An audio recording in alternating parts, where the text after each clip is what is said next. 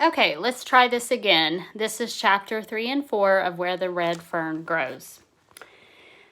So remember that he is wanting the dogs really badly, but he hasn't really figured out what to do, and Dad gets him traps, and he starts trapping, but that just isn't quite enough.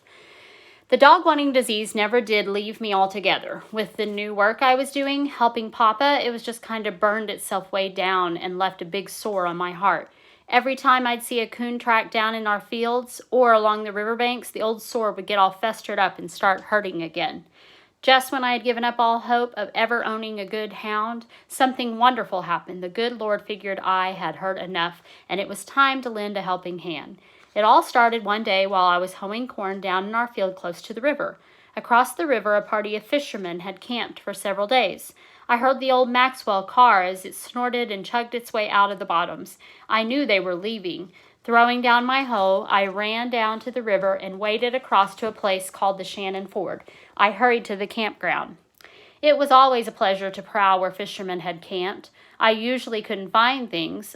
I could find things, a fish line or a forgotten fish pole. On one occasion, I found a beautiful knife stuck in the bark of a sycamore tree, forgotten by a careless fisherman. But on that day, I found the greatest treasures, a sportsman's magazine, discarded by the campers. It was a real treasure for a country boy. Because of the magazine, my entire life was changed. I sat down on the old sycamore log and started thumbing through the leaves. On the back pages of the magazine, I came to the for sale section, dogs for sale, every kind of dog. I read on and on. They had dogs I had never heard of, names I couldn't make out. Far down in the right-hand corner, I found an ad that took my breath away. In small letters, it read, Registered Red Bone Coon Hound Pups, $25 each. The advertisement was from a kennel in Kentucky. I read it over and over. By the time I'd memorized the ad, I was seeing dogs, hearing dogs, and even feeling them. The magazine was forgotten. I was lost in thought. The brain of an 11-year-old boy can dream some fantastic dreams. How wonderful it would be if I could have 2 of those pups. Every boy in the country but me had a good hound or 2. But $50? How could I ever get $50? I knew I couldn't expect help from Mama and Papa. I remembered a passage from the Bible my mother read to us. God helps those who help themselves. I thought of the words. I mulled them over in my mind. I decided I'd ask God to help me. There on the banks of the Illinois River, in the cool shade of the tall white sycamores, I asked God to help me get my hound pups. It wasn't much of a prayer, but it did come right from the heart. When I left the campground of the fishermen, it was late. As I walked along, I could feel the hard bulge of the magazine jammed deep in the pockets of my overalls. The beautiful silence that follows the setting sun had settled over the river bottoms. The coolness of the rich black soil felt good to my bare feet. So you do learn that Billy goes everywhere barefoot. It was the time of day when all furry things came to life. A big swamp rabbit hopped out on the trail, sat on his haunches, stared at me, and then scampered away. A mother gray squirrel ran out of a limb of a bur oak tree. She barked a warning to the 4 furry balls behind her. They melted from sight in the thick green. A silent gray shadow drifted down from the top of a tall sycamore. There was a squeal and a beating of wings. I heard the tinkle of a bell in the distance ahead. I knew it was Daisy, our milk cow. I'd have to start her on her way home. I took the magazine from my pocket, and again I read the ad. Slowly a plan began to form. I'd save the money. I could sell stuff to the fishermen, crawfish, minnows, and fresh vegetables. In berry season, I could sell all the berries I could pick at my grandfather's store. I could trap in the winter. The more I planned, the more real it became. There was a way to get those pups, save my money. I could almost feel the pups in my hands. I planned the little doghouse and where to put it, collars I could make myself. Then the thought came, what would I name them? I tried name after name, voicing them out loud. None seemed to fit. Well, there would be plenty of time for names. Right now, there was something more important, $50, a fabulous sum, a fortune, far more money than I had ever seen. Far more money than I had ever seen. Somehow, some way, I was determined to have it. I had 23 cents, a dime I had earned running errands for my grandpa, and 13 cents a fisherman had given me for a can of worms. The next morning, I went to the trash pile behind the barns. I was looking for a can, my bank. I picked up several, but they didn't seem to be what I wanted. Then I saw it, an old KC baking powder can. It was perfect, long and slender with a good tight lid. I took it down to the creek and scrubbed it with sand until it was bright and new looking. I dropped the 23 cents in the can. The coins looked so small lying there in the shiny bottom, but to me it was a good start. With my finger, I tried to measure how full it would be with $50 in it. Next, I went to the barn up to the loft. Far back over the hay and up the eaves, I hid my can. I had to start somewhere, toward making my dreams come true. 23 cents. I had a good bank, safe from the rats and from the rain and snow. All through the summer, I worked like a beaver. In the small creek that wormed its way down through our fields, I caught crawfish with my bare hands. I trapped minnows with an old screen wire trap I made myself, baited with yellow cornbread from my mother's kitchen. These were sold to the fishermen, along with fresh vegetables and roasting corn. I tore my way through the blackberry patches until my hands and feet were scratched, raw and red from the thorns. I tramped the hills seeking out the huckleberry bushes. My grandfather paid me 10 cents a bucket for my berries. Once Grandpa asked me what I did with the money I earned. I told him I was saving it to buy some hunting dogs. I asked him if he would order them for me when I had saved enough. He said I could. I asked him not to say anything to my father. He promised me he wouldn't. I'm sure Grandpa paid little attention to my plans. That winter, I trapped harder than ever with the 3 traps I owned. Grandpa sold my hides to a fur buyer who came to his store all through the first season. Prices were cheap, 15 cents for a large possum hide, 25 for a good skunk hide. Now, remember that with the hides, they just skin them, and then he usually hangs them up, and then he can sell them, and then they can use them for different things. Little by little, the nickels and dimes added up. The old KC baking powder can grew heavy. I would heft its weight in the palm of my hand. So he'd kind of hold it and see if it felt heavier each time. With the straw, I'd measure from the tip of the can to my money. As the months grew by, the straws grew shorter and shorter. The next summer, I followed the same routine. Would you like to buy some crawfish or minnows? Maybe some fresh vegetables or roasting ears? The fishermen were wonderful, as true sportsmen are. They seemed to sense the urgency in my voice and always bought my wares. However, many was the time I'd find my vegetables left in the abandoned camp. There never was a set price. Anything offered was good enough for me. A year passed. I was 12. I was over the halfway mark. I had $27.46. My spirits soared. I worked harder. Another year crawled by, and then the great day came. The long, hard grind was over. I had it, my $50. I cried as I counted it over and over. So this has taken him 2 years to earn and save up.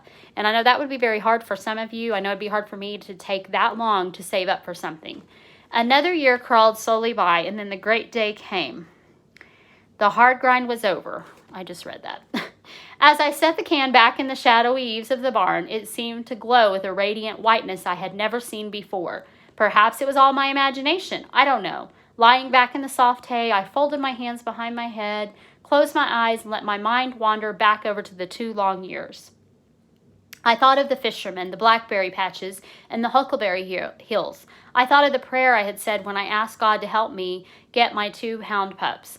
I knew he had surely helped, for he had given me the heart, courage, and determination. Early the next morning, with the can jammed deep in the pocket of my overalls, I flew to the store. As I trotted along, I whistled and I sang. I felt as big as the tallest mountain in the Ozarks. Arriving at my destination, I saw 2 wagons were tied up at the hitching rack. I knew some farmers had come to the store, so I waited until they left. As I walked in, I saw my grandfather behind the counter, tugging and pulling. I worked the can out of my pocket and dumped it out in front of him and looked up.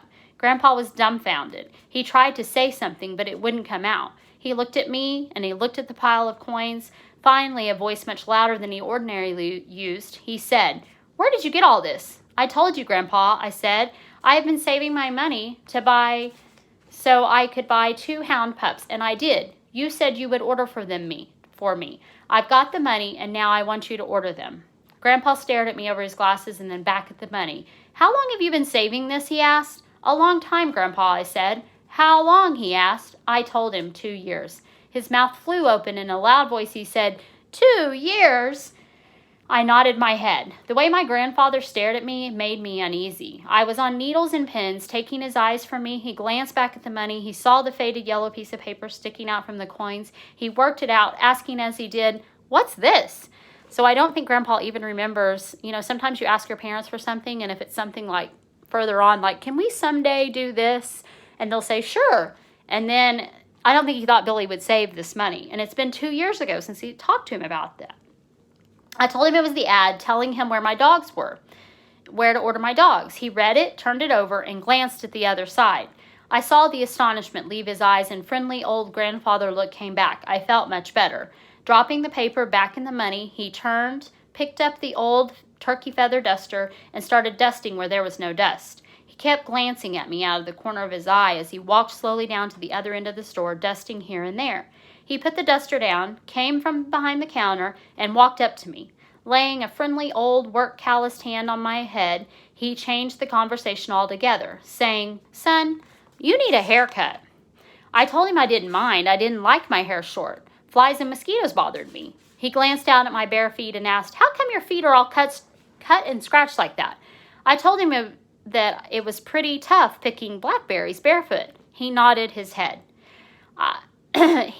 It was too much for my grandfather. He turned and walked away. I saw the glasses come off and the old red handkerchief come out. I heard the good excuse of blowing his nose.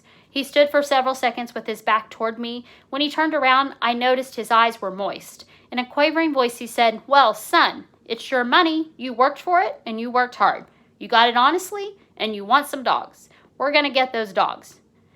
That was as near as I ever came to hearing my grandfather curse, if you can call it cursing. He walked over and picked up the ad and asking, "Is this 2 years old too?" I nodded. "Well," he said, "the first thing we have to do is write this outfit. There may not even be a place like this in Kentucky anymore. After all, a lot of things can happen in 2 years. Seeing that I was worried, he said, "Now you go on home.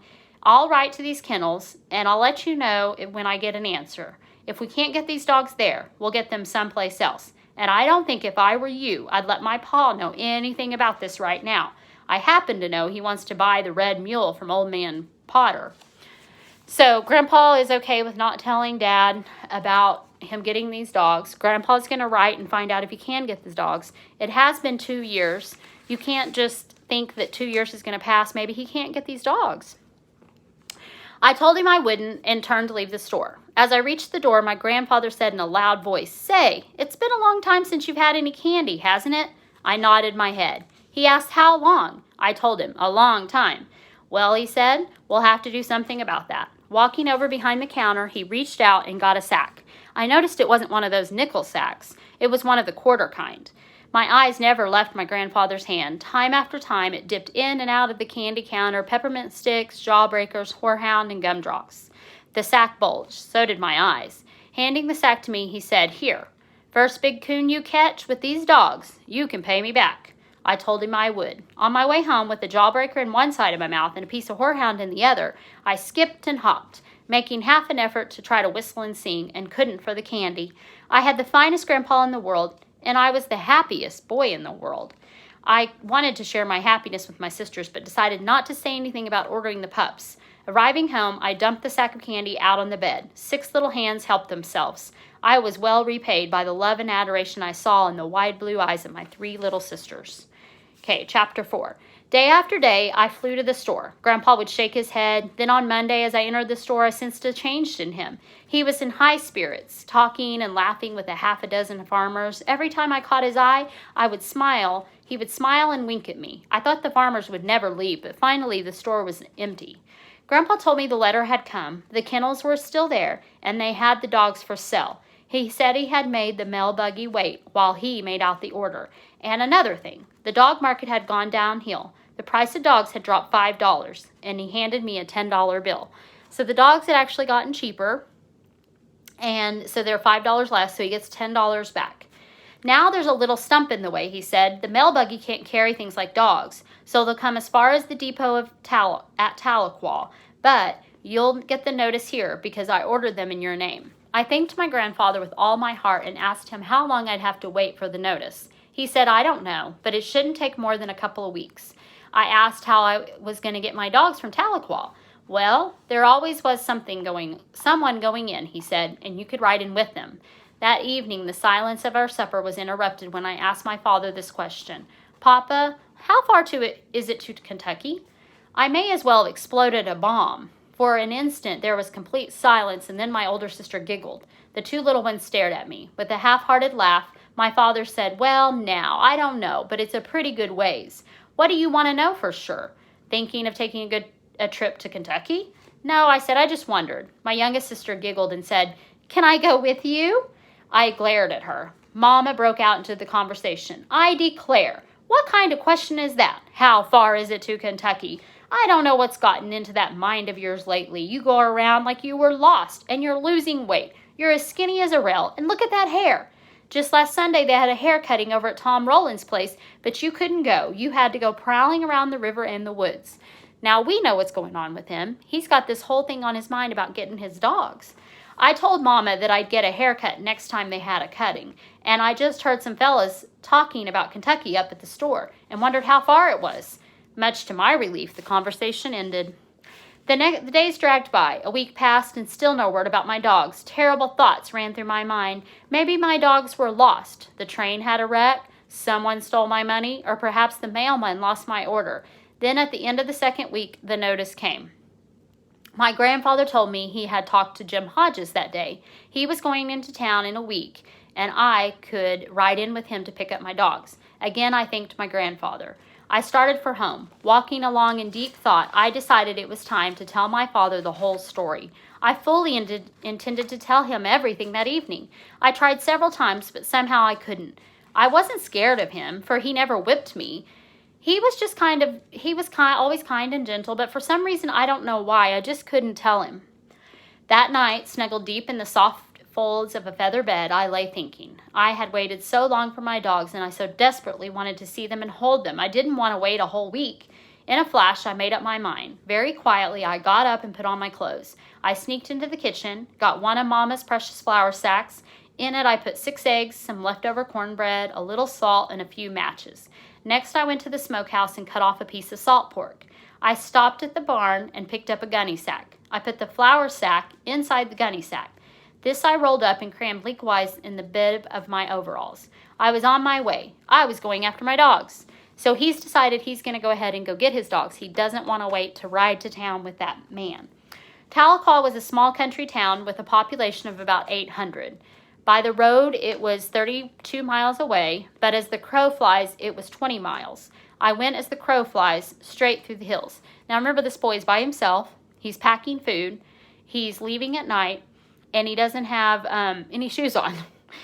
Although I had never been to town in my life, I knew what direction to take. Tahlequah and the railroad lay on the other side of the river from our place. I had the Frisco Road on my right and the Illinois River on my left. Not far from where the railroad crossed the river lay the town of Tahlequah. I knew if I bore to the right, I would find the railroad, and if I bore to the left, I had the river to guide me. Sometime that night, I crossed the river on a riffle, somewhere in the Dripping Springs country. Coming out of the river bottoms, I scattered up a long hogback ridge and broke out on top of the flats. In a mile-eating trot, I moved along. I had the wind of the deer, the muscles of a country boy, a heart full of dog love, and a strong determination. I wasn't scared of the darkness or the mountains, for I was raised in those mountains. Now, remember, he was scared before, about 2 years ago, when he tried to run away from home because he was upset about not having dogs. And he gets out and he hears a wolf and he goes running back home. On and on, mile after mile, I moved along. I saw faint gray streaks appear in the east. I knew daylight was close. My bare feet were getting sore from the flint rocks and the sawbriars. I stopped beside a mountain stream, soaked my feet in the cool water, rested for a spell, and then started on. After leaving the mountain stream, my pace was much slower. The muscles of my legs were getting stiff. Feeling the pangs of hunger gnawing at my stomach, I decided I would stop and eat at the next stream I found. Then I remembered I had forgotten to include a can in which to boil my eggs. I stopped and built a small fire. Cutting off a nice thick slab of salt pork. I roasted it and with a piece of cold cornbread made a sandwich. Putting out my fire, I was on my way again. I ate as I trotted along. I felt much better. I came into Tahlequah from the northeast. At the outskirts of town, I hid my flour sack and provisions, keeping the gunny sack. I walked into town. I was scared of Tahlequah and the people. I had never seen such a big town and so many people. There were store after store, some of them 2 stories high. The wagon yard had wagons on top of wagons, teams, buggies, and horses. 2 young ladies about my age stopped, stared at me, and then giggled. My blood boiled, but I could understand. After all, I had 3 sisters. They couldn't help it because they were womenfolk. I went on. So these girls are laughing at him, but think about it. He probably looks a little different. I saw a big man coming up the street. The bright, shiny star on his vest looked as big as a bucket. So there is a simile comparing the to a bucket. I saw the long black gun at his side and I froze in my tracks. I'd heard of sheriffs and marshals, but had never seen one. Stories repeated about them in the mountains told how fast they were with the gun and how many men they had killed. The closer he came, the more frightened I got. I knew it was the end for me. So he thinks that this policeman is just going to shoot him. I could see him aiming his big black gun and shooting me between the eyes. It seemed like a miracle that he passed by, hardly glancing at me. Breathing a sigh, I walked on, seeing the wonders of the world. Passing a large store window, I stopped and stared. There in the window was the most wonderful sight I had ever seen. Everything under the sun. Overalls, jackets, bolts of beautiful cloth, new harnesses, collars, bridles, and then my eyes did pop open. There were several guns, and one of them had 2 barrels. I couldn't believe it. 2 barrels. I had seen several guns, but never one with 2 barrels. Then I saw something else. The sun was just right, and the plate glass was a perfect mirror. I saw the full reflection of myself for the first time in my life. I could see that I did look a little odd. My straw-colored hair was long and shaggy and was bushed out like a corn tassel that had been hit by the wind. I tried to smooth it down with my hands. This helped, but not much. What it needed was a good combing, and I had no comb. My overalls were patched and faded, but they were clean. My shirt was pulled out. I tucked it back in. I took one look at my bare feet and winced. They were as brown as sycamore leaves. Dead sycamore leaves. There's another simile. The spiderweb pattern of raw red patches looked odd in the saddle brown skin. I thought, well, I don't have to pick any more blackberries, and the scratches will go away soon. I pumped up one of my arms and thought surely the muscle was going to pop out right through my thin blue shirt. I stuck out my tongue. It was red as pokeberry juice, and anything that color was supposed to be healthy. So do y'all ever stand in front of the mirror and you're like flexing your muscles, you're like checking yourself over, and he kind of sees himself for the very first time. After making a few faces at myself, I put my thumbs in my ears and was making mule ears when 2 little old women came by. They stopped and stared at me. I stared back. As they turned to go on their way, I heard one of them say something to the other. The words were hard to catch, but I did hear one word, wild. As I said before, they couldn't help it. They were womenfolk, so he thinks it's just because they're women. As I turned to leave, my eyes again fell on the overalls and the bolts of cloth. I thought of my mother, father, and sisters. Here was an opportunity to make amends for leaving home without telling anyone. I entered the store. I bought a pair of overalls for Papa. After telling the storekeeper how big my mother and sisters were, I bought several yards of cloth. I also bought a large sack of candy. Glancing down at my bare feet, the storekeeper said, I have some good shoes. I told him I didn't need any shoes. He asked if that would be all. I nodded. He added up the bill. I handed him my $10. He gave me the change. After wrapping up the bundles, he helped me put them in my sack. Lifting them on my shoulder, I turned and left the store. Out on the street, I picked up a friendly old-looking man and asked him where the depot was. He told me to go down to the last street and turn right, go as far as I could, and I couldn't miss it. I thanked him and started on my way. Now, do y'all know what a depot is? He's talking about the train, where the train comes in. Leaving the main part of town, I stared up the long street through the residential section. I had never seen so many beautiful houses, and they were all different colors. The lawns were neat and clean and looked like green carpets. I saw a man pushing some kind of mowing machine. I stopped to watch the whirling blades. He gawked at me. I hurried on. I heard a lot of shouting and laughing ahead of me. Not wanting to miss anything, I walked a little faster. I saw what was making the noise. More kids than I have ever seen were playing around a big red brick building. I thought some rich man lived there and was giving a party for his children. Walking up the edge of the playground, I stopped to watch. The boys and girls were about my age. Now, what is this brick building that they're talking about? Of course, they're talking about a school, and he's not been around a school. The boys and girls were about my age and were as thick as flies around the sorghum mill. They were milling, running, and jumping. Teeter-totters and swings were loaded up with them. Everyone was laughing and having a big time. Over against the building, a large blue pipe ran out of an angle from the ground. A few feet from the top, there was a bend in it. The pipe seemed to go into the building. Boys were crawling at the dark mouth. I counted 9 of them. One boy stood about 6 feet from the opening with a stick in his hand, staring goggle-eyed, trying to figure out what they were doing. I got a surprise. Out of the hollow pipe spurted a boy. He sailed through the air and lit out on his feet. The boy, with his stick, marked the ground where he landed. All 9 of them came shooting out, one behind the other. As each boy landed, a new mark was scratched. So they get in the slide, they go as fast as they can, they mark where they go, and they're each trying to beat the next kid.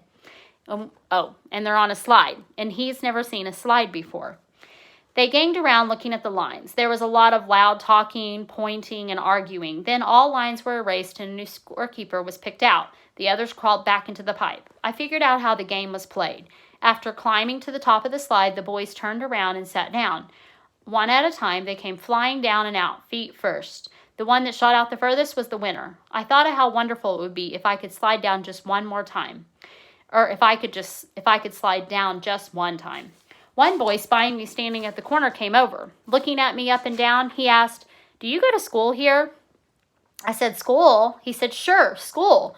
What did you think it was?" "Oh, no, I don't go to school here." "Do you go to Jefferson?" "No, I don't go there either." "Don't you go to school at all?" "Sure, I go to school." "Where?" "At home." "You go to school at home?" I nodded. "What grade are you in?"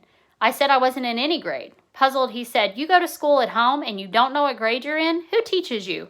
"My mother." "What does she teach you?" I said, "Reading, writing, and arithmetic, and I bet I'm just as good as you are." He asked, "Don't you have any shoes?" I said, "Sure, I have shoes." "Why aren't you wearing them?" "I don't wear shoes until it gets cold." He laughed and asked where I lived. I said, "Back at in the hills." He said, "So you're a hillbilly." He ran back to the mob. I saw him pointing at me and talking to several boys. They started my way, yelling, "Hillbilly, hillbilly." Just before they reached me, a bell started ringing. Turning, they ran to the front of the building, lined up in 2 long lines, and marching like little tin soldiers, disappeared inside the school. The playground was silent. I was all alone and felt lonely and sad. I heard a noise on my right. I didn't have to turn around to recognize what it was. Someone was using a hoe. I'd heard that sound if I heard it on a dark night. It was a little old, white-headed woman working in a flower bed. Looking again at the long blue pipe, I thought, there's no one around. Maybe I could just have one slide anyway. I eased over and looked up to the dark hollow. It looked scary, but I thought of all the other boys I had seen crawl into it. I could see the last mark on the ground and thought, I bet I can beat that. Laying my sack down, I started climbing up. The further I went, the darker and more scary it got. Just as I reached the top, my feet slipped. Down I sailed all the way down. I tried to grab onto something, but there was nothing to grab. I'm sure some great champions had slid out of that pipe, and no doubt more than one world record had been broken. But if someone had been there when I came out, I know the record I set would stand today in all its glory. I came out just like I went in, feet first and belly down. My legs were spread out like a bean shooter stalk, arms flailing the air. I zoomed out and up. I seemed to hang suspended in the air at the peak of my climb. I could see the hard-packed ground far below. As I started down, I shut my eyes tight and gritted my teeth. This didn't seem to help. With a splattering sound, I landed. I felt the air swoosh between my teeth. I tried to scream, but no wind left to make a sound. After bouncing a couple of times, I finally settled down to the earth. I lay spread-eagled for a few seconds and then slowly got to my knees. Hearing loud laughter, I looked around. It was a little old lady with the hoe in her hand. She hollered and asked me how I liked it. Without answering, I grabbed my gunny sack and left. Far up the street, I looked back. The little old lady was sitting down, rocking with laughter. I couldn't understand these town people. If they weren't staring at a fellow, they were laughing at him. Okay, so I finished those 2 chapters. Go ahead and read on if you want to 5 and 6, but I'll get those done and out to you. Bye.